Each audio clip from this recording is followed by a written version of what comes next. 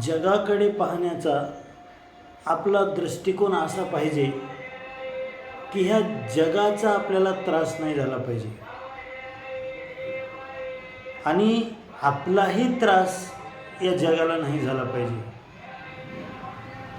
तो दृष्टिकोन आपला काय कामाचा, ज्या दृष्टिकोनाने आपण जगाचं अवलोकन करतो आणि आपल्या मनामध्ये बेचैनी, चिंता वगैरे निर्माण होत असते. कळून अथवा न कळून बऱ्याच वेळेस माणसाकडून अशी चूक होते की माणूस नको त्या दृष्टिकोनातून जगाचं अवलोकन करतो आणि परिणामी चिंता, भीती अशा विचाराने घेरला जातो. आपण जर लक्ष केलं असेल तर असे कितीतरी लोक रोज तासनतास गप्पा मारतात की जग हे चांगलं राहिलेलं नाही, जगामध्ये आता काही खरं दिसत नाही. अशा पद्धतीने जी चर्चा सुरुवात होते आणि त्याची अनेक उदाहरणं दिली जातात आणि अशा प्रकारे 1 तास 2 तास आपला असा जातो की आता जगामध्ये काही जणू काही उरलंच नाही, जणू काय आता हे जग बुडायलाच आलेलं आहे, अशा प्रकारचा त्या विचाराचा सार निघतो. तर हा विचार केल्यानंतर आपल्या मनामध्ये एक भीती निर्माण होते, एक चिंता क्रिएट होते आणि त्या मानसिकतेतूनच आपण पुन्हा या जगामध्ये वावरत असतो, फिरत असतो. या जगाचं जे काही आपण अवलोकन केलं आहे त्याच्यातून जे काय आपण सार काढले ते असं काढले की ज्याच्यामुळे माझ्यामध्ये भीती आणि चिंता निर्माण व्हावी, मला त्या गोष्टीचा त्रास व्हावा. आता स्वतःमध्ये भीती आणि चिंता निर्माण करणारा हा स्वतःचा मित्र झाला का तो स्वतःचा शत्रू झाला? स्वतःलाच अशा प्रकारच्या मानसिकतेमध्ये नेऊन घालणारा माणूस हा स्वतःचं हित करणारा कदापि म्हणता येणार नाही. तो कळत किंवा नकळत स्वतःचं एक प्रकारे शत्रुत्वच करतोय, कारण चुकीच्या दृष्टीने तो जगाचं अवलोकन करतोय आणि तशा प्रकारचे विचार निर्माण करतोय की ज्याच्यामुळे त्याला स्वतःला त्रास होईल. आणि म्हणून जगाकडे बघण्याचा तोच दृष्टिकोन उत्तम असू शकतो की जो आपल्याला खऱ्या अर्थाने उभा करतो, बिनधास्त बनवतो, आपली प्रसन्नता, आपली स्थिरता टिकून ठेवतो आणि आपल्या सुखाला, आनंदाला बाधा येणार नाही, अशा पद्धतीने जे अवलोकन केलं जातं तेच खऱ्या अर्थानं योग्य आहे. आता अनेक लोकांना ही सवयच होऊन बसली, जगामध्ये काही चांगलं आहे त्याची चर्चा करताच येणार नाही, अशा प्रकारे त्यांची मानसिकता झालेली आहे. आणि म्हणून जे वाईट आहे तेच मनपटलावर घ्यायचं, तेच आपल्या वाचेनं बोलायचं, त्याच गोष्टीचा विचार करायचा आणि एक प्रकारे स्वतःला अशा एका निगेटिव्ह मानसिकतेमध्ये घेऊन जायचं. तर ही सवय खूप घातक आणि स्वतःचं अहित करणारी आहे. अनेकदा अशी उदाहरणं देऊन विचारवंत आपल्याला समजावतही असतात की जगामध्ये जर चांगलं काही घडत असेल तर पेपरवर ते येत नाही, जे काही अयोग्य घडलेली घटना आहे तीच पेपरवर येत असते, तीच बातमी होऊ शकते. अनेक गावामध्ये अनेक कुटुंब सुखाने नांदतात, ही बातमी होऊ शकत नाही. तर एखाद्याच कुटुंबामध्ये विकोपाला गेलेलं भांडण ही बातमी होऊ शकते. तर हिला बातमी म्हणतात. त्याच्यामध्ये काहीतरी विचित्रता असली पाहिजे, विशिष्टता असली पाहिजे, तर ती बातमी होऊ शकते आणि ती बातमी आपण वाचत असतो आणि त्याच्यावर चर्चा करत असतो.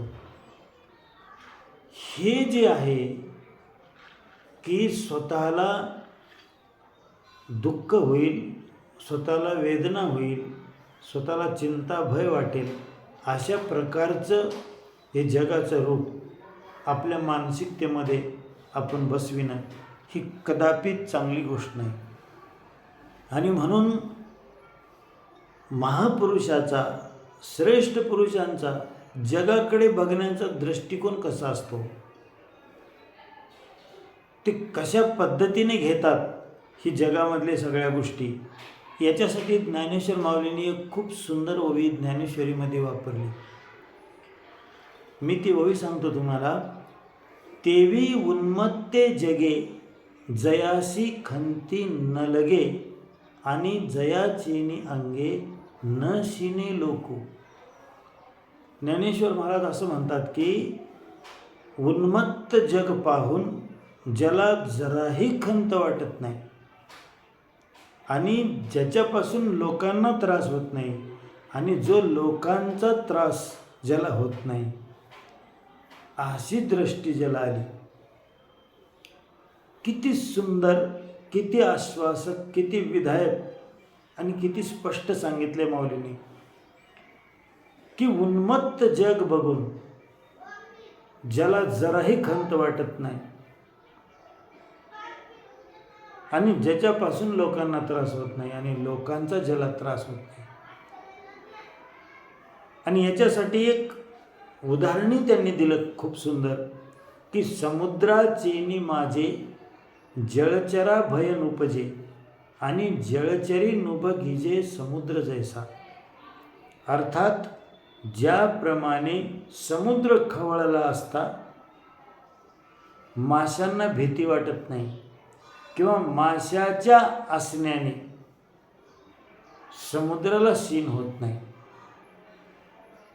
हे जसं आहे तसं श्रेष्ठ पुरुषाचं जगामध्ये जगणं असतं की त्याला खंत कोण्या गोष्टीची वाटत नाही. म्हणून हा दृष्टिकोन आपण आपल्या जीवनामध्ये अंगीकारला पाहिजे. जिथे काही चुकीचं आहे, जिथे काही वाईट आहे, त्याला पाहण्यापेक्षा, त्याला जास्त वेळ देण्यापेक्षा, त्याची चर्चा करण्यापेक्षा जे काही चांगलं आहे त्याला वेळ देणं, त्याची चर्चा करणं, त्याचा विचार करणं हे अत्यंत हिताचं आहे. परंतु आपल्या मनाला स्वाभाविक रीतीने अशा प्रकारची सवय लागलेली आहे की त्याला चांगलं रुचतच नाही, त्याला व्यवस्थित असलेलं जमतच नाही आणि त्याला जे चटकमटक आहे, जे खमंग बातमी आहे, जी काहीतरी विपरीत आहे, त्याच्याकडेच त्याची धाव असते, त्याच्यामध्येच त्याला रस असतो. आणि मनाच्या ह्या प्रवृत्तीमध्ये आपण बरोबरचे सामील होऊन त्याची गोडी चाकत असतो. त्याच्यामुळे ही मनप्रवृत्ती आपली बलवान होत जाते. आणि ज्याप्रमाणे एखाद्या चाकोरीतून पाणी जसं आपोआप वाहतं, तसं या पोचलेल्या प्रवृत्तीमधून आपली परवानगी न घेता सुद्धा आपलं मन त्याच मार्गाला धावत असते. कारण त्याला एक सवय लागली, एक व्यसन जडलं, एक प्रवृत्ती त्याची बनली. आता त्याला आता सांगायची गरज नाही, त्याची एक विचार करण्याची, बोलण्याची सर्व काही सिस्टीम त्याची आता तयार आहे. मग अशा प्रकारची ही प्रवृत्ती ज्याच्यामध्ये माझंच अहित आहे ती आपण पोसत असतो, कारण त्याची गोडी आपणही चाकत असतो. मन एखाद्या चुकीच्या गोष्टीला पकडते आणि आपण त्याला नाव ठेवतो असं घडतंय का? आपण त्याचा पश्चाताप करतो असं घडतंय का? किंवा माझा एवढा काही 5-10 मिनिटाचा वेळ चुकीची चर्चा करण्यामध्ये गेला, याच्याबद्दल कधी आपल्याला व्यथा होते का? नाही होत. याचंच कारण आपणही त्याच्यामध्ये सामील आहोत, आपल्याला ती गोडी चाकायची. आणि म्हणून आपणच आपल्या विनाशालाही जबाबदार आहोत. आपल्या जीवनामध्ये चुकीच्या गोष्टी येण्याला आपण जबाबदार आहोत. हे जे आहे की चुकीचं स्वतःच्या अंतःकरणामध्ये एक वाईट विचार निर्माण करणारा विषय आणि त्याला तासनतास आपण धरून बसायचं, तर ही चूक आपण जीवनामध्ये करत असतो. आणि त्याचा परिणाम म्हणून ही एक दुःखी, कष्टी आणि निगेटिव्ह मन आपण त्या ठिकाणी निर्माण करत असतो. तर मला ह्या चिंतनामधून एवढंच सांगायचं आहे की आपल्यामध्ये जर जागृती नसेल, आपला जर विवेक जागृत नसेल, तर अशा कितीतरी बिनकामाच्या गोष्टीमध्ये आपण स्वतःला वाहून घेत असतो. तर हे स्वतःचं वाहनं हे जर टाळायचं असेल तर आपल्याला जागृत राहावं लागेल की मी कोण्या गोष्टीचा विचार करतो आहे आणि तो कशा पद्धतीनं करतो आहे. दोन्ही गोष्टी महत्त्वाच्या आहेत. ज्या गोष्टीचा विचार करतो आहे ती महत्त्वपूर्ण आहे का, आणि कशा पद्धतीने त्या गोष्टीचा विचार करतो आहे त्याचा माझ्यावर काय परिणाम होणार आहे, हे महत्त्वाची गोष्ट आहे. कारण कसं आहे, आपण जर आपल्या हाताने घाण उचलली तर हाताला घाण लागते आणि फुलाचा गुच्छ उचलला तर हाताला सुगंध लागतो. त्याचप्रमाणे आपण ह्या वाणीने काय बोलतो, आपण ह्या मनामध्ये काय विचार करतो, त्या विचाराच्या चिंतनासोबतच त्याचा एक परिणाम आपल्यावरही होत असतो. आणि म्हणून जगामध्ये काय घडतंय याच्यापेक्षा आपण काय पाहतो हे महत्त्वाचं आहे. मी एक सुंदर दृष्टांत ऐकला की एक साधू आणि त्याच्या पाठीमागे एक शिष्य असं रस्त्यानं जात होते. पुढे वाटेमध्ये एक मरून पडलेला कुत्रा, त्याचा दुर्गंध सुटला होता. दोघंही त्या कुत्र्याच्या जवळून गेले. तो शिष्य म्हणाला, काय बेकार वास येतोय, किती वाईट प्रकारे ते मरून पडले कुत्रं, असं शिष्य म्हणाला. आणि त्याचा गुरु म्हणतो की अरे, तेवढ्याही परिस्थितीमध्ये त्याचे दात किती पांढरे शुभ्र आहेत बघ. आता एकाने अनुभव केला दुर्गंधीचा आणि तशा प्रकारची वाईट स्थिती स्वतःमध्ये निर्माण झाली, ती त्याने भोगली. आणि एकामध्ये तशा परिस्थितीमध्ये एक चांगली गोष्ट बघितली आणि स्वतःच्या अंतःकरणाला ढळू दिलं नाही, स्वतःच्या अंतःकरणाची स्थिरता कायम ठेवली. एकाला त्याच्या पाहण्याच्या चुकीच्या दृष्टिकोनामुळे स्वतःचं तोंड वाकडं करावं लागलं आणि त्याच परिस्थितीतून जाऊन एकाची प्रसन्नता कायम राहिली. दृष्टांत शेवटी दृष्टांत असतो, माणसाला समजून घेण्यासाठी असतो. जीवनाच्या वेगवेगळ्या परिस्थितीमधून जात असताना त्या परिस्थितीचं कशा प्रकारे आपण दर्शन करतो तसा अनुभव आपल्याला येत असतो.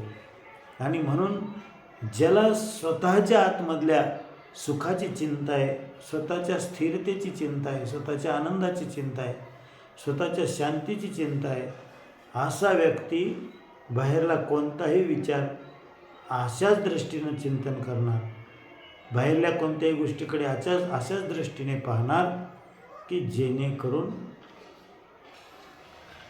त्याच्या शांतीमध्ये भंग होणार नाही, त्याला तोंड मुरडावं लागणार नाही किंवा वाईट भाव त्याच्या अंतःकरणामध्ये निर्माण होणार नाही. समजा की एक 30-40 वर्षे एकत्र राहिलेले दोन भाऊ जर समजा विभक्त होत असतील तर हा गावासाठी चर्चेचा विषय असतो की काय उपयोग एवढ्या दिवस राहून आणि कशा पद्धतीने हे आता वेगळे होत आहेत, ह्यांच्यामध्ये कसे वाद निर्माण झाले वगैरे. परंतु एक समजदार व्यक्ती जर या घटनेकडे पाहिल तर तो म्हणेल, अरे अशा या कराल काळामध्ये सुद्धा 30-30, 40-40 वर्षे एकत्र राहणे ही फार मोठी गोष्ट आहे. तेव्हा याचा विषय नाही करायला पाहिजे, उलट त्याच्याबद्दल एक चांगलं प्रमाणपत्र द्यायला पाहिजे, त्यांना त्यांची पाठ थोपटली पाहिजे. अशी ही चांगली घटना आहे. शेवटी माणसाला कुठेतरी वेगळं व्हायचंच असतं, परंतु इतक्या दिवस एकत्र राहणे ही साधी गोष्ट नाही. जीवनाच्या प्रत्येक प्रसंगामध्ये अशा पद्धतीने आपण एक आउटलुक सांभाळू शकतो की ज्याच्यामुळे मला चांगल्याच विचाराचा स्पर्श होईल आणि माझ्या अंतःकरणातला भाव बिघडणार नाही. आपल्याला माहिती की एखादा चोर जर कुणी पाहिला तर लोक त्याच्याविषयी नाना गोष्टी बोलतात आणि तो नरकामध्ये जाईल, त्याचं असं वाटोळं होईल, कधी सुख लागणार नाही वगैरे.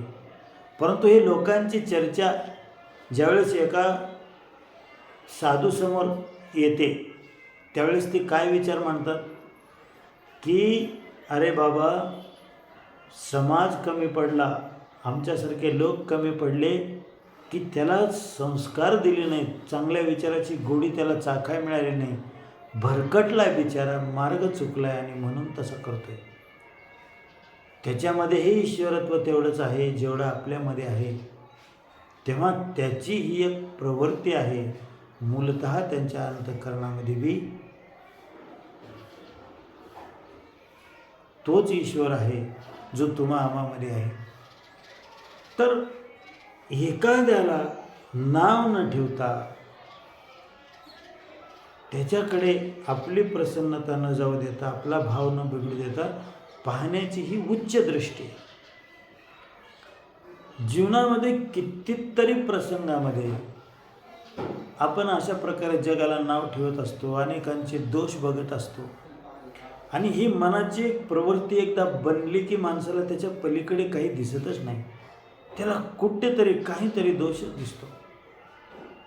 एखाद्याच्या लग्नाला गेला, सगळ्या गोष्टी चांगल्या असू द्या, खुर्च्याच व्यवस्थित ठेवल्या नव्हत्या, वाकड्या तिकड्या खुर्च्या ठेवल्या होत्या असं तरी म्हणणार. जेवणामध्ये एखादा आयटम जो त्या ठिकाणी चांगला नाही त्याचंच नाव काढणार. तर हे सगळ्यांनी दुसऱ्याचं काही नुकसान होत नाही. आपल्या अंतःकरणाचा भाव बिघडणाऱ्या गोष्टी सांभाळल्याने केवळ आपल्यालाच त्रास होत असतो, आपल्या आतमधली शांतता जात असते. आणि म्हणून ही जागृती आपल्या हिताची आहे. जगामध्ये काय वाईट आहे, तिथं काय चांगलं करायचं आहे, क्रिया काय केली पाहिजे, काय काम हातात घेतलं पाहिजे, हा विषय वेगळा आहे. मी हा केवळ मध्ये भाव काय सांभाळायचा अंतःकरणामध्ये, बाहेरच्या गोष्टीकडे कसा पाहिल्याने आपला भाव बिघडतो आणि कसं पाहिल्यानंतर आपला भाव बिघडणार नाही, ही आपल्या अंतःकरणाच्या प्रसन्नतेची, शुद्धतेची काळजी घेणारा विचार मी तुमच्यापाशी मांडला. म्हणून चांगला विचार करूनच, चांगली दृष्टी ठेवूनच, आपला भाव शुद्ध सांभाळूनच आपल्याला जीवनामध्ये सुखी होता येतं. मी वाटेल ते करेन, वाटेल तसं जगामध्ये बोलेन, वाटेल तसं वागेन आणि तरीही मी सुखी होईन, हे कदापि शक्य नाही. आणि म्हणून केवळ चांगल्या गोष्टी ऐकून, चांगल्या गोष्टी बोलून आणि अशा प्रकारचा अभ्यास करूनच आपल्या जीवनामध्ये आपण मांगल्य आणू शकतो, शांतता, स्थिरता आणू शकतो. त्याच्यासाठी ही जागृती कायमपणे आपल्या सर्वांमध्ये राहावी, एवढीच एक मंगलमय इच्छा व्यक्त करून मी ठिकाणी थांबतो. धन्यवाद.